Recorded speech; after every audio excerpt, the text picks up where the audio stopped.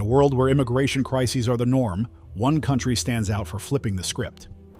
Discover how Poland transformed from an emigration underdog to a master of immigration management. Well, that might be debatable for some. Stick around till the end, you won't believe what they've pulled off. Poland has a long history of defending its borders from many invasions and occupations. This history has deeply influenced the Polish mindset. Poles are very protective of their sovereignty and cultural identity. From medieval invasions to partitions by neighboring countries, Poland has always fought to maintain its nationhood. This background explains why many Poles today are hesitant to open their borders too freely. They understand the risks of losing control over their land. In recent history, Poland gained independence from Soviet control in 1989. The fall of communism was a key moment, but it also brought new challenges. Poland joined the European Union in 2004, which required adapting to new rules and pressures, including those related to immigration. While EU membership provided many benefits, it also meant that Poland had to align its policies with broader European directives, sometimes sacrificing its own traditions and preferences. While numerous European nations opted to welcome refugees generously, Poland took an alternative approach. The Law and Justice Party (PiS) government pledged to maintain stringent border security and oppose illegal migration. Do you remember when the EU attempted to enforce migrant quotas on member states? Poland was among the first to resist, emphasizing that the matter extended beyond humanitarian aid to encompass the long-term effects on its society and security.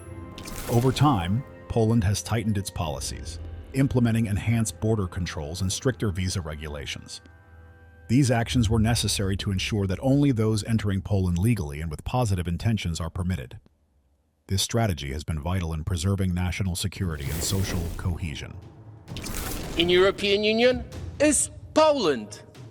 So don't give us this rubbish about the need of educated immigration, as we heard yesterday. We don't need your doctors. We don't need your engineers. Take them all, and pay for them. Poland's leaders have consistently articulated their position on immigration. Former Prime Minister Beata Szydło and current leaders such as Mateusz Morawiecki have frequently stressed that Poland will not accept illegal migrants. They maintain that this stance is not anti-immigrant, but rather focuses on prioritizing the safety and well-being of Polish citizens.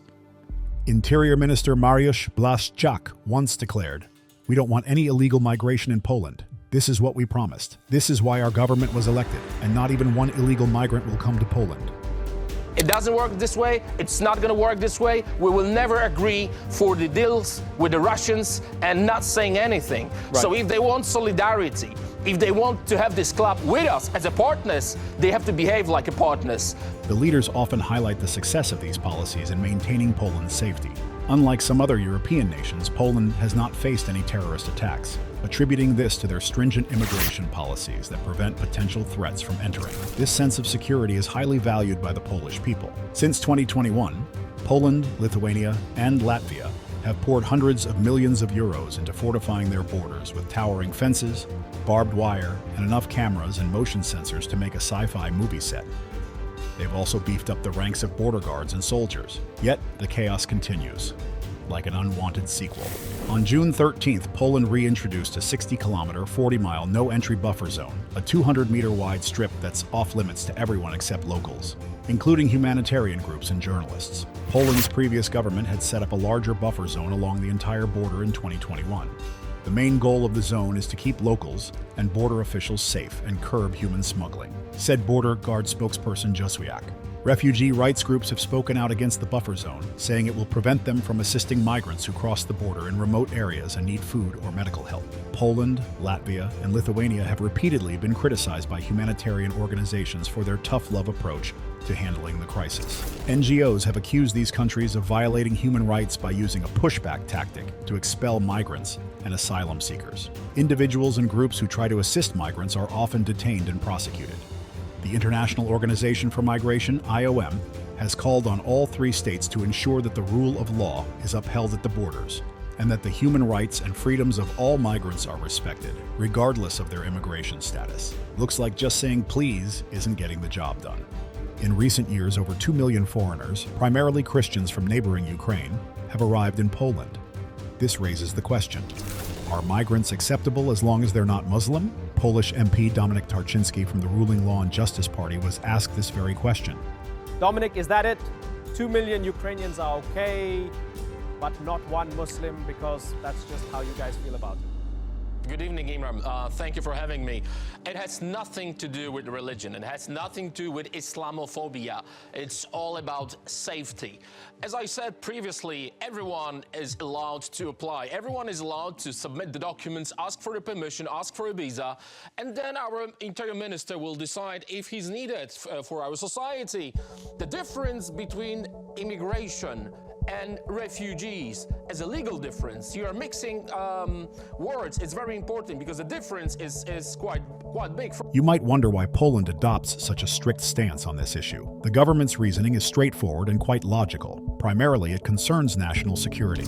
Observing other European countries reveals the struggles they face with integration, including social conflicts, economic pressures, and increased crime rates in certain areas. For instance, France and Germany, which opened their doors widely, now contend with neighborhoods that have become no-go zones and a strained welfare system. The challenges of integrating large numbers of migrants have led to significant social issues, making it clear that these countries struggle to maintain harmony. In contrast, Poland has avoided these pitfalls by adhering to a zero-refugee policy. This approach is not just about keeping people out, but about preserving balance and harmony within society. By being proactive and focusing on prevention, Poland avoids the consequences of unchecked immigration. Instead of responding to problems after they arise, Poland takes measures to prevent them from occurring in the first place. Another key reason behind Poland's strict immigration policies is the preservation of cultural integrity. The country boasts a rich cultural heritage that they take great pride in and are eager to protect. The government believes that integrating large numbers of people from vastly different cultural backgrounds can lead to social tensions and divisions. Poland's approach helps preserve the cultural richness that defines the nation. The country's traditions, language, and way of life are safeguarded. Walking through Polish cities and towns, one can see a society unified by shared values and a common heritage. This unity is deeply cherished, which is a significant reason why many support the government's strict immigration policies. By controlling immigration, Poland ensures that those who come are willing to integrate and contribute positively to society. It's not about completely shutting the door, it's about being selective and ensuring that newcomers respect and appreciate the culture. This approach helps maintain the social cohesion that makes Poland such a unique and wonderful place to live. Poland's unwavering dedication to strict border controls and visa regulations has created a secure fortress. It has significantly boosted its security by building physical barriers and employing advanced surveillance technologies to monitor borders. These measures have been essential in preventing potential threats. Poland's approach to national security is not mere rhetoric.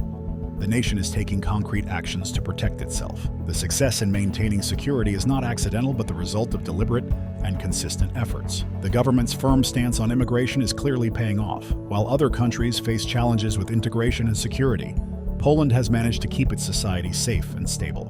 By being proactive rather than reactive, Poland has set a benchmark for effective immigration control. The country has shown that it is possible to prioritize national security without sacrificing values or humanitarian principles. Those who come to Poland are expected to respect its laws and integrate into its society. This selective approach ensures that Poland welcomes individuals who genuinely contribute to the nation's well-being while keeping out those who might pose a risk. So what do you think? Is Poland handling the immigration crisis effectively, or is there room for improvement?